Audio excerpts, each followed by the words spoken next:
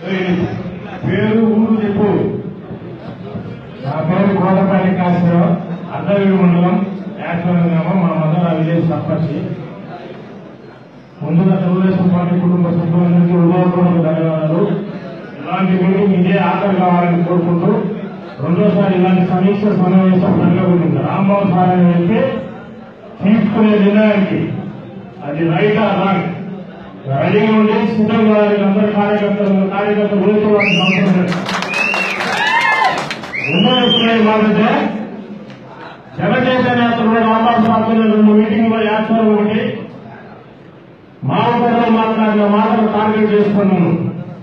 ఇప్పుడు చేరినటువంటి మహోన్నత నాయకుడు, గత స్వాతంత్ర సమరయోధుడు చెప్పుకుంటున్న గొప్ప నాయకుడు సర్పంచ్ని టార్గెట్ చేసుకుని అతనికి డైరెక్ట్ మాట్లాడుతున్నాను. లైవ్ పెట్టి ఇప్పించుకున్నాక రేపు ఆల్రెడీ అన్నింటి చేస్తున్నాను. మా పంచాయతీలో నాకు దిగుతున్న పిల్లలు ఇద్దరు ఎస్సీ పిల్లలు, ఇద్దరు బీసీ పిల్లలు పొలం దగ్గర దారి తగాలకు ఇప్పుడు ఉన్న ఒక ఎస్ఐ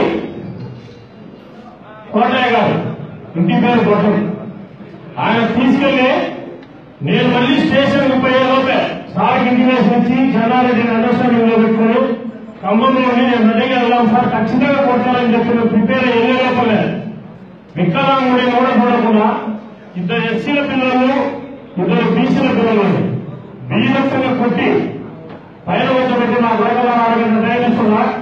మళ్లీ సెకండ్ రౌండ్ వస్తా మీ తాటలు ఇస్తా అని చెప్తే చెన్నారెడ్డి రాంబాబు సార్ చెన్నారెడ్డి ఉద్యోగాలు అర్థమైపోయింది. వాళ్ళు కావాలని జన్మభూమి జరుగుతుంది ఖమ్మం పంచాయతీలో.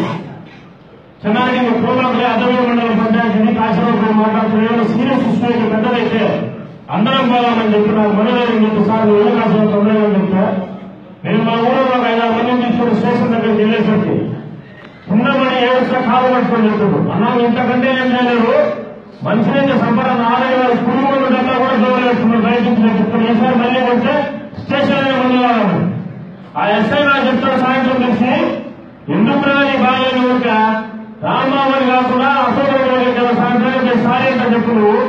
నువ్వు రాంబాబు దగ్గర చెప్పు, అశోకరెడ్డి దగ్గర సారీ చెప్పేళ్ళు నీ పనులను తెచ్చే అంటాడు. నువ్వు బ్రోకర్వా, ఒక పోలీస్ స్టేషన్ ఎస్ఐవా? నిన్న ఆ మాట చెప్పుకున్నాడు రాజకీయ నాయకుడా, ఇప్పుడు బేకారుడా? నా విలువ ప్రకారం నాకు వచ్చిన నాయకులతో నేను చూస్తా ఉంటాను. విలువ నా చెప్పాను గాలి ఈడి బండి.